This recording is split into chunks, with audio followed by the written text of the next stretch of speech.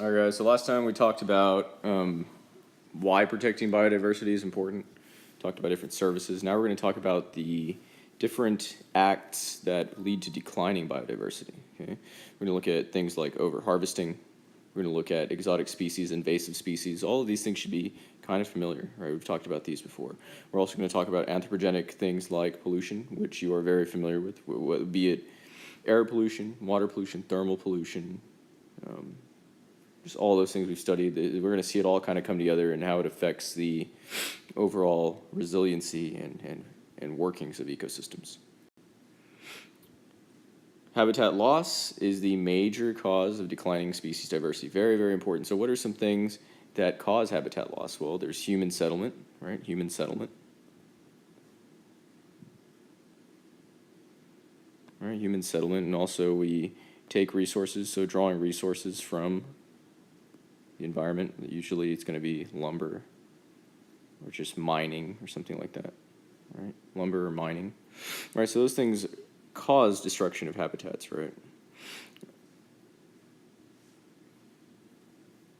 So the really bad thing about this is that, you know, if you try to be conscientious about what you're doing, like, hey, I'm going to cut some trees down and replant some things. So specialized species that require very special habitats might need kind of like a specific age tree, right? So it's really not just that there are trees there, but something like the spotted owl prefers to nest in older trees, right? So if you cut down all the older trees, they're not going to like the younger trees, even if you replant them. So this just goes to show that most of these animals and individuals that we're learning about, they only exist in a very narrow range of habitats and settings, right? They need very specific things. All right, so let's look at the globe and kind of see where there have been increases and decreases in forest cover. So we've actually, in the United States, have done a pretty decent job of regaining some of our forests, right? But as we said in the previous slide, just because you replant doesn't mean that the animals that lived in those forests before we disturb them are going to be able to come back and rebound. Of course, it's better than something like what's happening in South America. And this is very important. If you look at the biomes at this latitude, you see that they're being decimated, right? You see that there's a lot of decrease in forest cover, right? It's really bad. Like, this is where the most biodiversity exists in the entire planet, and look what's happening, right? It's not good. Okay. But with legislation, with regulations, we are able to help ecosystems rebound, right? And you'll see that with a couple of cases. Yeah, so the aquatic biomes have seen the sharpest decline of coral, right, in the entire, out of all the different biomes. And it's for reasons that we talked about in the previous lecture. You know, aquatic biomes are going to be really susceptible and vulnerable to any sort of changes because it gets all of the runoff crud and crap from human civilization, right? Anytime we use water, anytime we put stuff into the ground, it's eventually, invariably going to make it to the ocean somehow. So you've probably heard about different cases this past year with very bad, dramatic coral bleaching that's happened in different parts of the world, and we've lost a great percentage of some of our Great Barrier Reef. And it's really bad because it's almost like the tropical rainforest of the ocean, right? Most of the coral reefs. So you can see that there's been a sharp decline, and most of this is going to be from climate change, linked to climate change. All right, so let's talk a little bit about invasive species in just a second. So some things that can kind of cause issues and changes in biodiversity is introduction of new species into habitats where they didn't exist in the past, right? So native species historically live in this area, and they've lived for thousands or millions of years. That they've adapted to the abiotic and biotic conditions there. Exotic species are from outside of the historical range, right? Sometimes they're known as alien or invasive species, right? And invasive species, they can spread very easily across the areas for a couple of reasons. It might be more favorable than the original habitats that the invasive species come from, right? So maybe a tropical rainforest in Hawaii is very similar to a tropical rainforest in Central Africa, but there might be some competitor that was occupying that same niche, or maybe there was some predator that was preying on the invasive species in their home country. And when you bring them into the new habitat, it might not exist, right? And that's the case with the birds in Hawaii that lay their eggs on the ground. They didn't know anything about rats because dang dirty rats didn't exist. And when the rats got there on the ships, they just went and ate all the eggs that were on the ground. These birds never had to nest in trees as a learned behavior, because they didn't have any sort of problems with things on the ground. So here are some examples of some invasive species. This one you've probably seen pictures of. This is the Asian kudzu vine. All right, the kudzu vine. They brought this here in the early 1900s, late 1800s, and told farmers that they needed to plant these near their crops to prevent soil erosion. So they had their hearts in the right place, but the only problem with this is that they didn't have any sort of natural predator, so to speak. There were no primary consumers that would eat them. The different animals we have in the U.S. are not accustomed to eating these things, so they don't even try. And so these things just grow rampant, and pretty much where there is a solid surface to grow on, these kudzu vines will just take over, right? And of course, when they get to the water, what are they going to do? They're going to block out sunlight. If they grow over other plants, they're going to block out sunlight and take up nutrients. So this is just all around a pretty bad guy, right? It's a nasty, it's a bad hombre, right? It's somebody very famous would say. Okay, this right here is probably one of the hallmark species.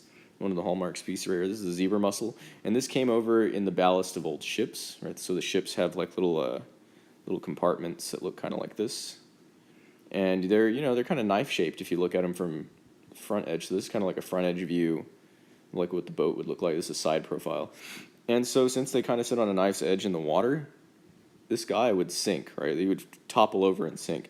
So what they do is they would open up and pump some water into the ballast so that it would weigh it down a little bit and make this dude sink a little bit into the water, right? So sink a little bit. Because there's water in the ballast, now it sinks, and now it's a little bit more stable, right? But the only problem is where they were from, in Europe, there were all these zebra mussels, right? These zebra mussels got pumped into the water too, and they ended up hitching a ride, right? And so when they came over to the United States, when they pumped the water out, these zebra mussels ended up inadvertently invading. They invaded the habitat. And what makes these guys so detrimental to the ecosystem in the Great Lakes is that they lay, I think, around 30,000 eggs per like brood or whatever, and they just outcompete every other type of mussel that's native to the region, right?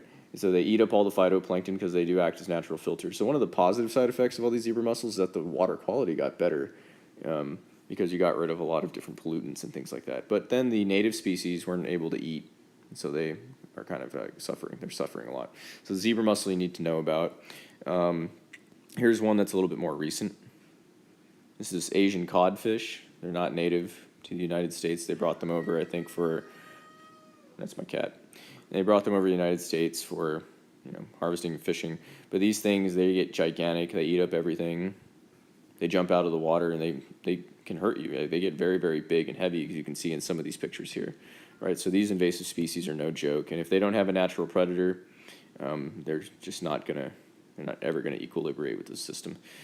Some invasive species like the sea bass, or not the sea bass, the striped bass, the bigmouth bass, is actually has done pretty well in different places around the world. Like in Japan, it was brought over, and it equilibrated with the ecosystem there pretty well.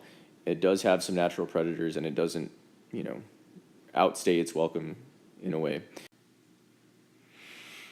Overharvesting is an obvious human interaction that we have that decreases populations and decreases biodiversity. Hunting, fishing, and other forms of harvesting are the most direct human influences on the wild population of plants and animals. But as we mentioned before, the activities like hunting also can have other effects, right? Like, so if you're hunting with things that are like lead, in nature, like lead bullets, like the lead can get into the ground and have effects that go up the trophic pyramid, right? So that was a story that happened earlier this year. Some bald eagles were having really high rates of lead poisoning from lead bullets that are being cast out all over the place, because there were some regulations that were allowed to be rolled back under the current administration. So a lot of hunters were able to use lead-cased bullets and lead slugs in areas that were sensitive, right? So we're starting to see a little bit of an upswing of lead in the higher up tertiary predators. Most species can be harvested to some degree, but a species is over-harvested when individuals can be removed at a rate faster than the population can replace them. And remember that sometimes it is considered a conservational effort to hunt things that are overpopulating. And we talked about that earlier with rampant deer populations, right? When we change the habitat by clear cutting forest, we always think about it in terms of like how it negatively affects some animals' ability to exist there, but we don't think about what happens when we cut down the forest as being a positive thing for other species, right? So if you cut down a forest, now you have plains, right? You have grasslands, so that's going to attract a lot of deer. And so that's something we talked about earlier this year when we did populations. All right, plant and animal trade. The legal and illegal trade in plants and animals represents a serious threat to the ability of some species to persist in nature. National and international laws help protect species. The Lacey Act is a really, really early act in the United States. I want to say it happened around 1900-ish. It prevents shipping and trading of plants and animals from state to state, like interstate, right? If you're talking about international stuff, that's going to be the cities law. The Convention of International Trade of Endangered Species and Wildlife Fauna, which are animals, and flora, which are plants. This is more recent, in 1973. It controls the international trade of threatened plants and animals. And it's worth noting that the most threatened or endangered life is going to be plant life. Okay, so plant life is the most endangered. We talked earlier about like how amphibians versus mammals versus birds are the most threatened, but actually plants got all of them beat, right? And they're all beat in the Endangered Species Olympics. Okay, and here are some of the things that we're trading, right? So these are some horrible pictures. I probably should have warned you a little bit. But people are trading things like tiger furs and pelts.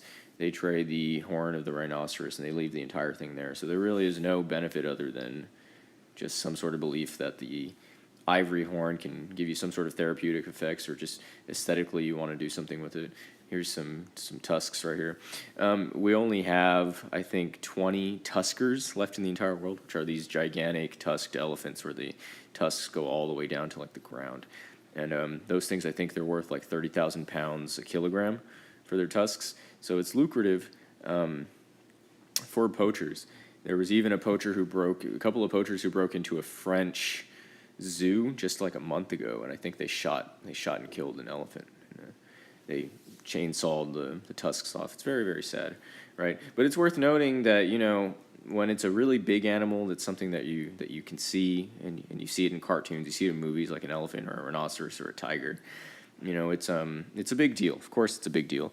But these things are happening by the thousands every year, right? Maybe not to big species like this, but to plant life, to small bacteria, to invertebrates. And each one of those, while not as dramatic and fantastical as say, like a lion or a tiger or a bear, oh my, they do have big effects on the ecosystem, right? Obviously. Okay? That's something to keep in mind. All right, pollution, here's another human activity. So we just talked about hunting and harvesting. Pollution, as we've been studying, obviously has really big effects on ecosystems. But things like pesticides, heavy metal acids, and oil spills can have lethal effects on animals, which can decrease biodiversity, right? So there's an FRQ answer right there. But what are some other things that can reduce biodiversity that are not as acute as death, right? So you look at non-lethal effects that inhibit reproduction. If you have endocrine disruptors, that'll affect humans eventually. Of course, they're going to affect the things that actually swim in the water, right? So just think about things like that, like all of our plastics that go in the water. They mimic things like estrogen, and they feminize different amphibians, and they also will make them hermaphroditic. Well, they have both sex parts, right? Pollution sources cause declines in biodiversity. They include the release of nutrients that cause algal blooms. We've learned about algal blooms. And when those things die, they create these dead zones. And it's going to kill everything that's in there. And obviously, that is going to exacerbate things very, very greatly. Right? It's going to take away all the animals and plants that were living in there. Right? Thermal pollution from any sort of power plant. Remember that it has like the hot water discharge, because they need some way to get rid of that wastewater. If you don't have long cooling pipes or a cooling reservoir, that hot water is going to get out. And you remember from the labs that we did with the thermal pollution with the fish, and just kind of looking at your eco columns, right? If you have hot water, it's gonna boil out the dissolved oxygen, and dissolved oxygen is very important. All right, climate change has the potential to affect species diversity. So this is the one we're going to go into next chapter, but we've been looking at climate change the entire year. If climate change affects patterns of temperature and precipitation in different regions of the world, biodiversity will be threatened. And why is that? Well, because, like we said before, these animals only live in a very narrow range of conditions, right? They live in a very narrow range of conditions. So obviously, if you increase the temperature, then what's going to happen? You are now changing the conditions that they have adapted to, right? Species may be able to respond to warming temperatures and changes in precipitation by migrating, so those are your birds there, or maybe your mammals. But some cannot, right? Some cannot. Like, if you're a tadpole that lives in the water and now it's hotter, guess what's going to happen to the amount of oxygen you can breathe? It's going to be less. All right, so let's talk about conservation of biodiversity. So what do we do to conserve it? Okay, and conservation legislation often focuses on a single species. Marine Mammal Protection Act, 1972, protects declining populations of marine mammals such as sea otters, whales, sea cows, manatees, and things of that sort. Endangered species in the United States is considered a species that is in danger of extinction within the foreseeable future throughout all or significant portion of its range or habitat. And remember that when we were talking about the IUNC, I think that's the right acronym, we called those threatened, right? In the U.S., threatened species are species that are likely to become endangered. So you see it's kind of a little bit different. We have a little bit different lingo here, all right? First passed in 73, it authorizes the U.S. Fish and Wildlife Service. So you need to know who actually enforces and carries out these things. So it's the Fish and Wildlife Service, right? And that makes sense, right? Fish, wildlife. We're talking about endangered species, so that's an easy way to remember it, right? To determine which species can be listed as threatened or endangered and prohibits the harming of these species. It's kind of difficult to enforce these, though, because you need money and you need personnel, right? You need people to be able to carry out these things, right? They say that trading these species is also illegal, whether those are plants or animals, right? The act also authorizes the government, this is very important, to purchase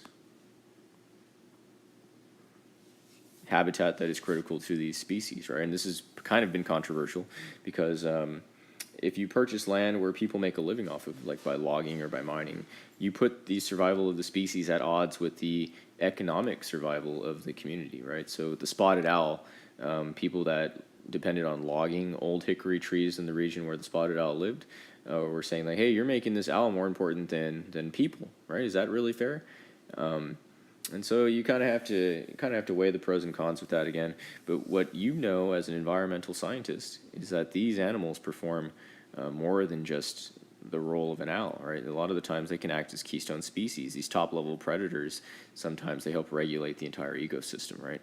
So if we don't take care of these owls, who knows what other things might, what other cascade effects can happen from taking them out, right? So nothing is ever just as simple as a single species. You know, we don't just live and interact for ourselves. You know, we have ripple effects. We have these butterfly effects on the entire ecosystem and the world around us, right?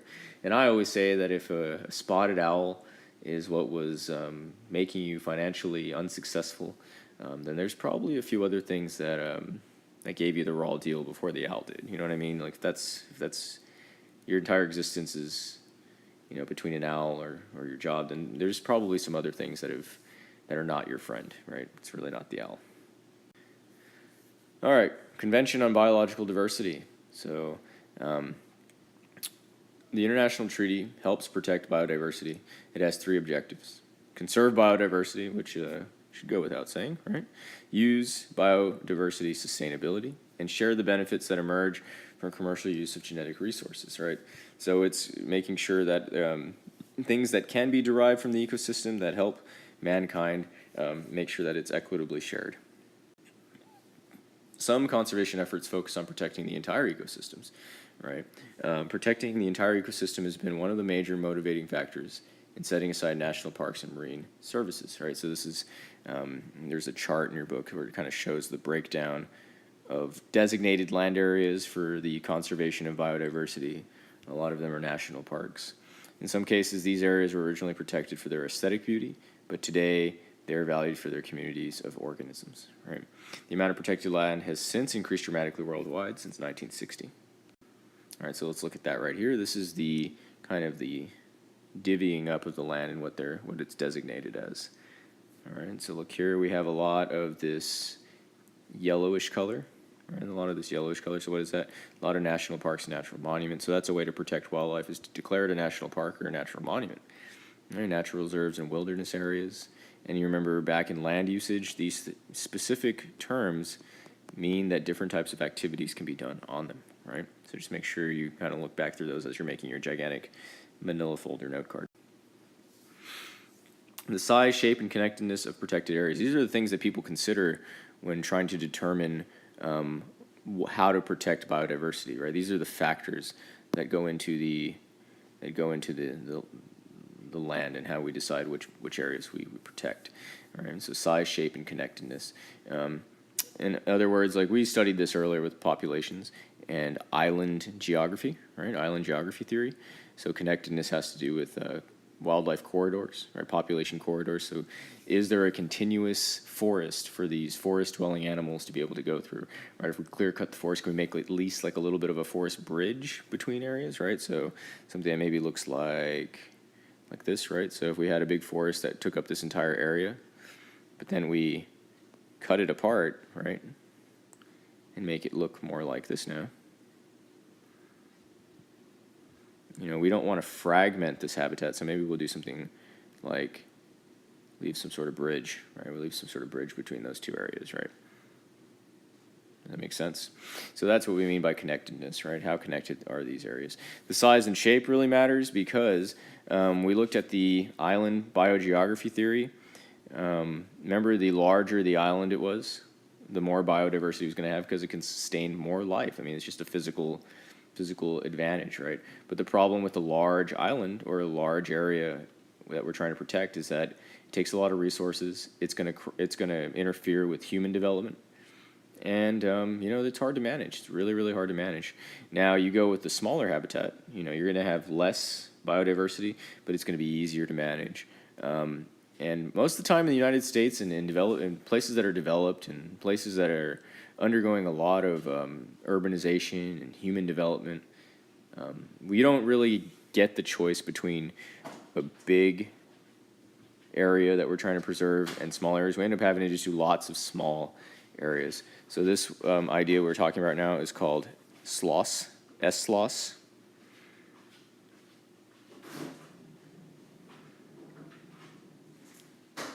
I think I spelled that wrong. Hold on.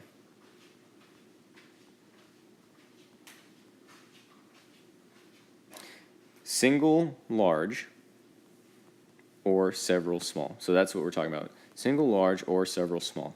And so this idea is exactly what we were just talking about. Do you go with a single large or do you go with a several small areas that you're trying to protect? And that's kind of what we were talking about just right now. The larger ones are harder because you have to manage it. It takes a lot of resources, and people are going to be mad because they want to live in that area. So we usually end up having to go with several small, right? All right. So this is kind of a happy medium here. What people have done, they have like these kind of transitional areas in biosphere reserves. In biosphere reserves, they have zones of decreasing human impact or decreasing allowable human impact.